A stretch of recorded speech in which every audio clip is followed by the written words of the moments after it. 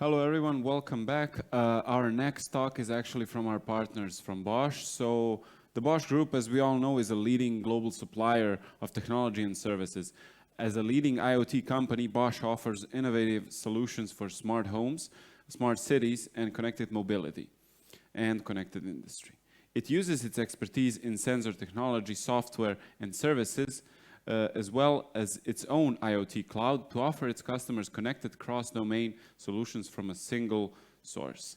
Hi everyone, our next talk is actually called Actionable Insight Generation from User Feedback, how Bosch Power Tools leverages user data and AI to listen to the voice of the consumer, which will be presented by Ms. Bhatia and Mr. Rsumovic. Please join us on the stage.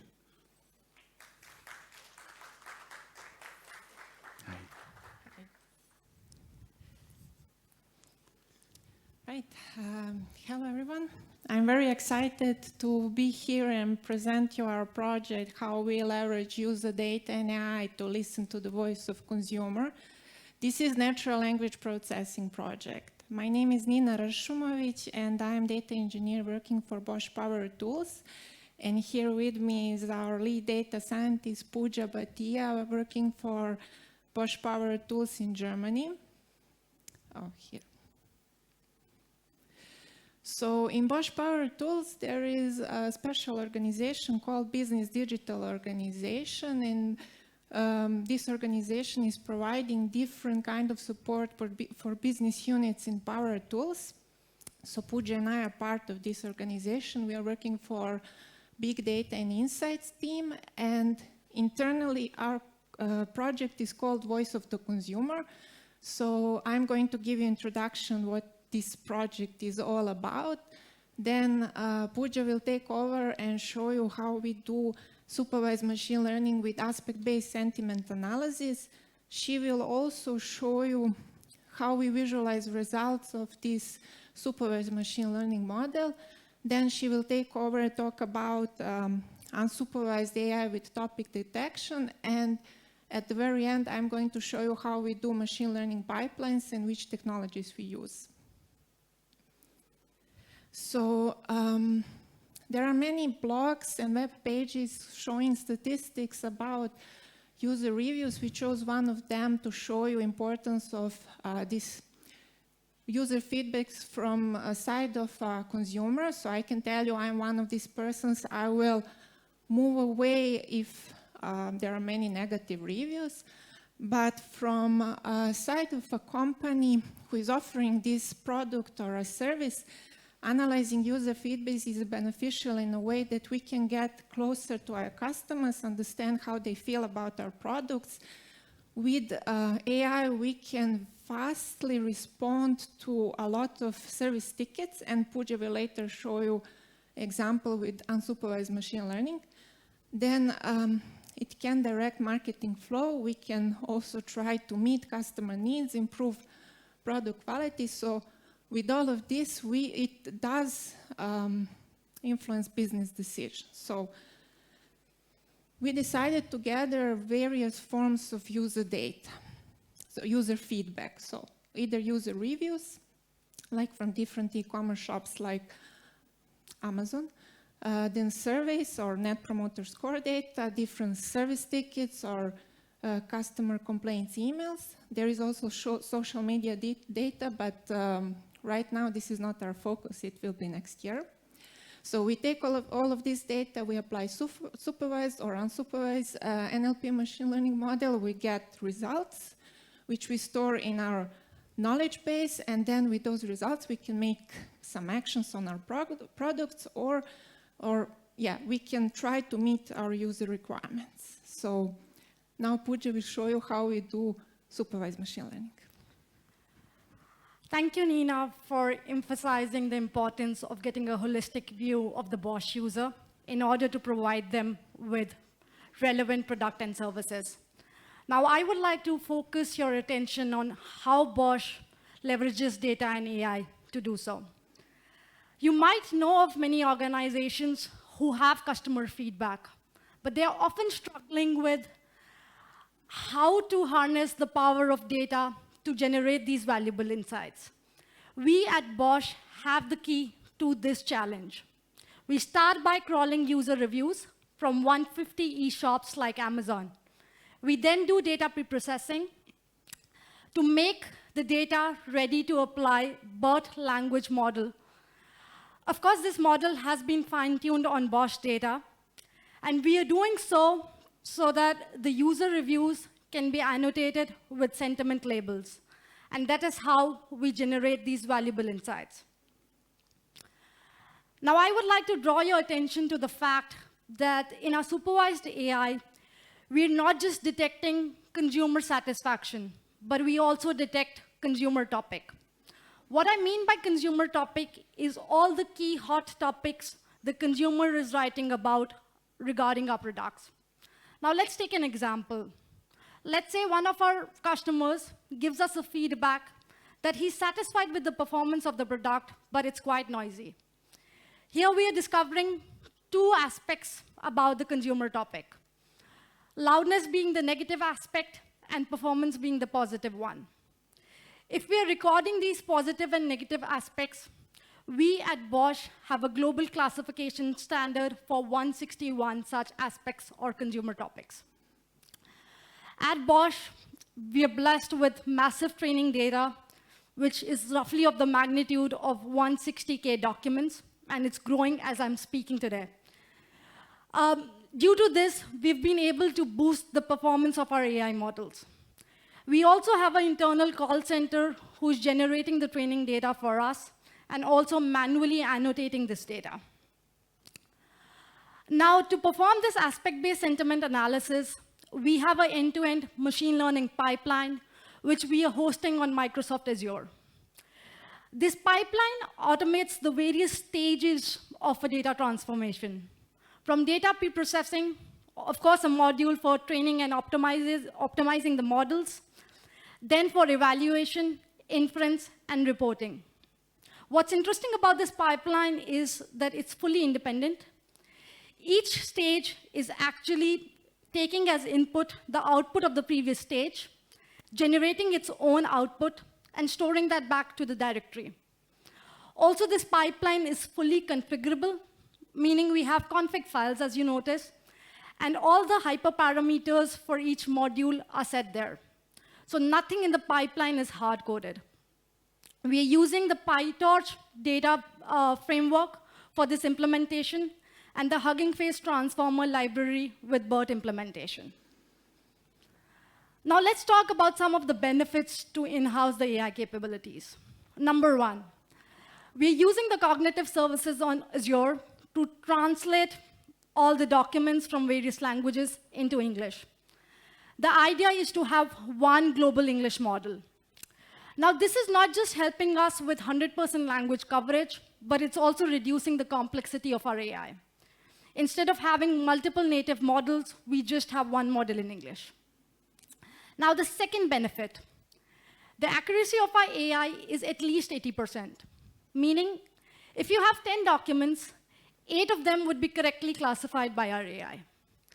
Now, lastly, coming to the third benefit, since we are using the state-of-art algorithm, we are able to scale the AI to 75% more models compared to any traditional algorithm. Now, I would also like to draw your attention to the fact that we have a small team of developers who have implemented a front-end dashboard for us to visualize these insights. What you see is a graph for a Bosch angle grinder.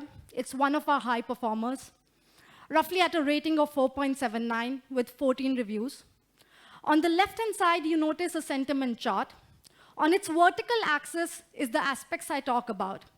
And on the horizontal axis, you see the amount of data per sentiment.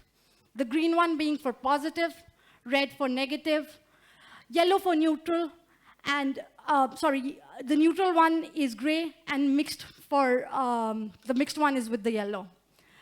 Now, we also have a very interesting bridge chart, which is actually showing how a rating of 5 stars could be achieved if you cumulatively work on the aspects which are derived from the sentiment chart.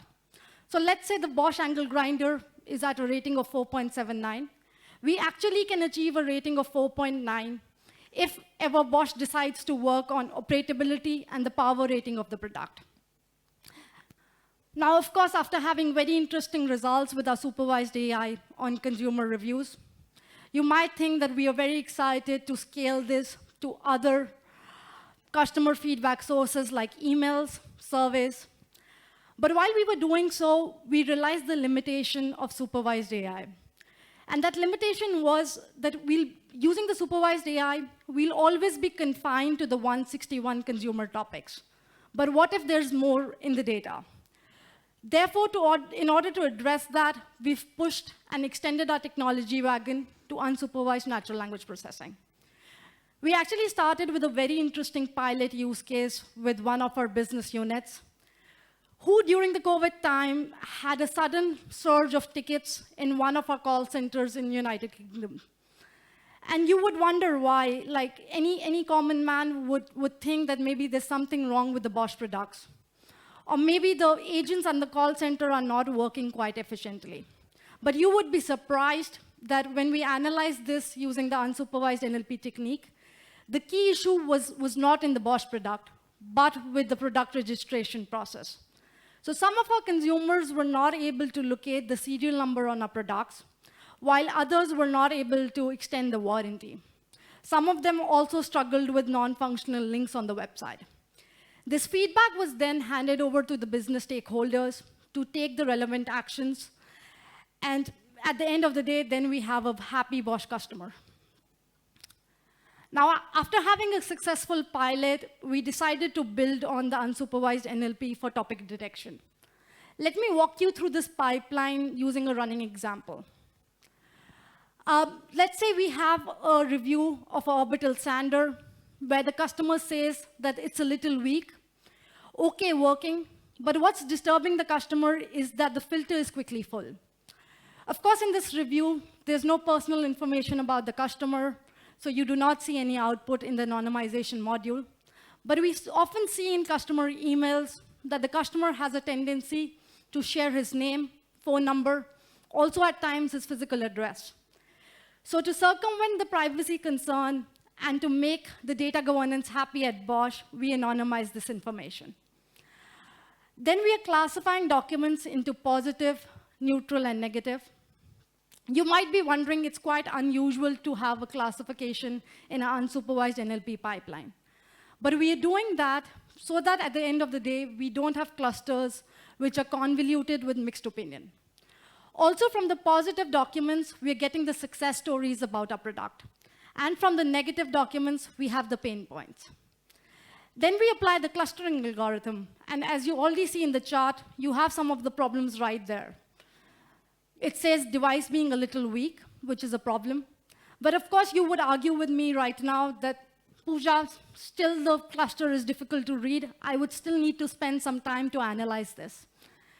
So to make the business stakeholders happy and people like you, we have a very interesting module, which is topic representation and summary in our pipeline.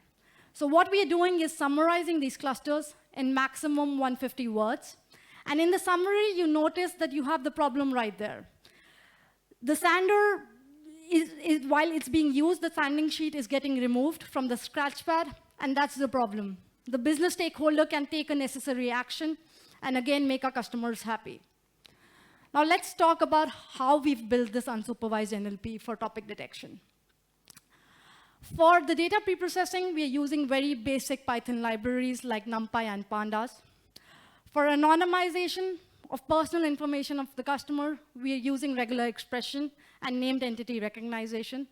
For classifying the documents, again, the Hugging Face Transformers implementation with Google BERT. Of course, again, fine-tuning that on the Bosch data. But now I would like to draw your attention to the clustering. So we discovered a very interesting library, which is BERT topic, which we're using. I personally highly vouch for this library. If you have a similar use case, go for it. BERT topic also has a function for topic representation. We're using that. Once we have this representation, we summarize that again with the transformer model from Hugging Face in the pipelines library. Now I would like to hand over back to Nina and talk about the infrastructure behind these pipelines and the various frameworks we have at Bosch. Over to you, Nina. Thank you.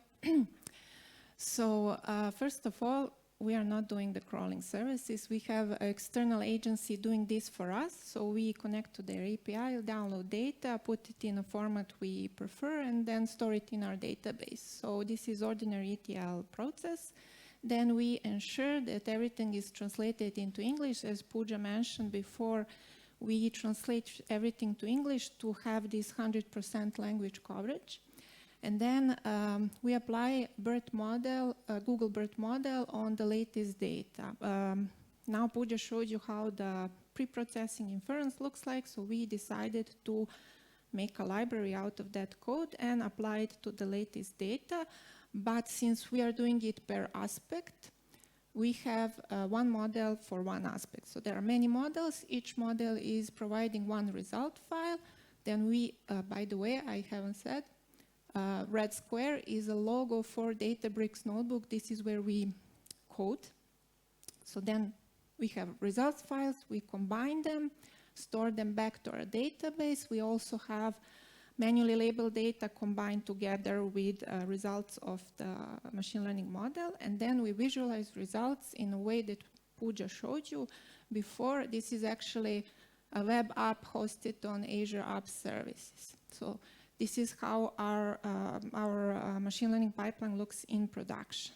For unsupervised machine learning, beginning is similar. We gather our data, we translate it into English, and then we apply topic clustering with BERT topic.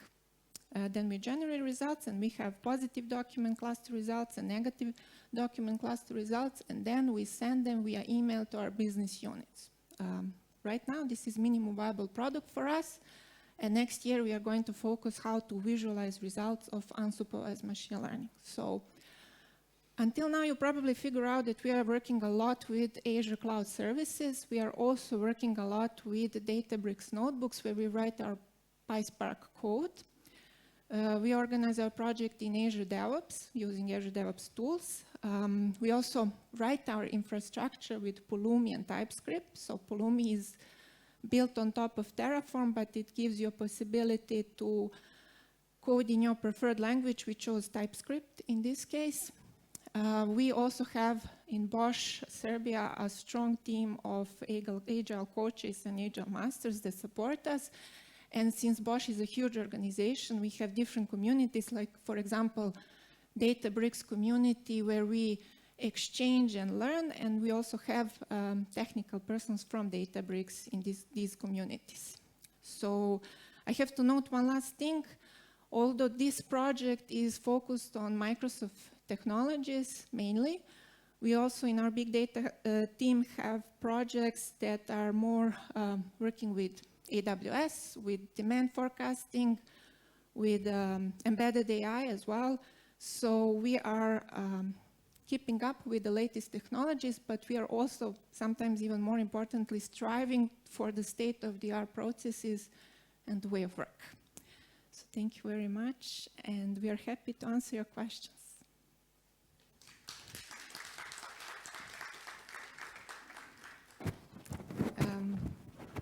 I think we have a question.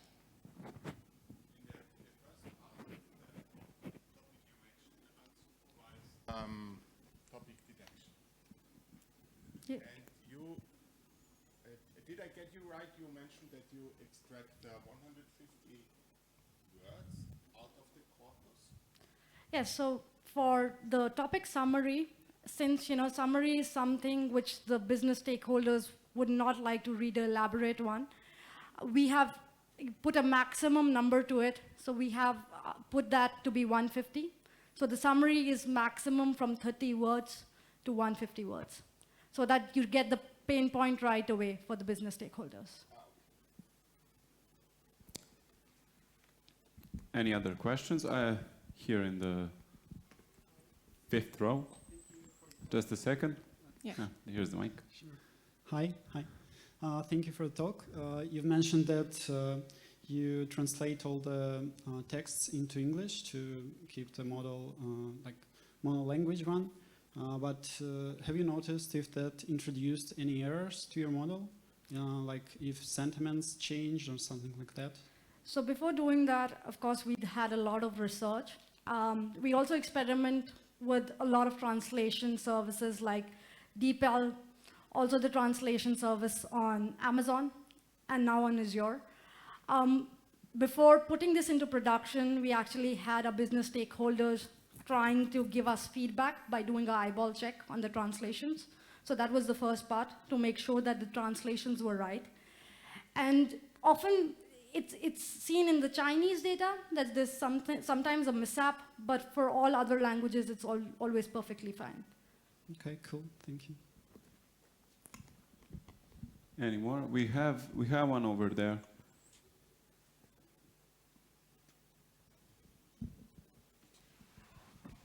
Thanks for the talk. For that chart that looks like steps on the rating for Bosch Power Tool, how did you determine the order of those attributes? So if I get you right, you're talking about the bridge chart? Yeah. Yes. So that's a very interesting chart which actually shows you how you can reach a rating of 5 stars if you improve on the aspects we talk about. And it's a very complex statistical calculation, but I'll give you a gist of it. We are taking the negative documents, which are from 1 to 4 stars, because of course 5 stars are not needed. We count for that and all the negative documents in total for the aspects, and we use that in the statistical formula to get the potential. So you get a potential score for each aspect, and that's how we build that chart. Thank you. Any other questions? No? Well, thank you very much for your presentation. I want to congratulate you and thank you for holding. Thank you. You too, Pooja. Thank you so much. It was really wonderful, and hope to see you at the rest of the conference. Thank you so much. You will. Thank you.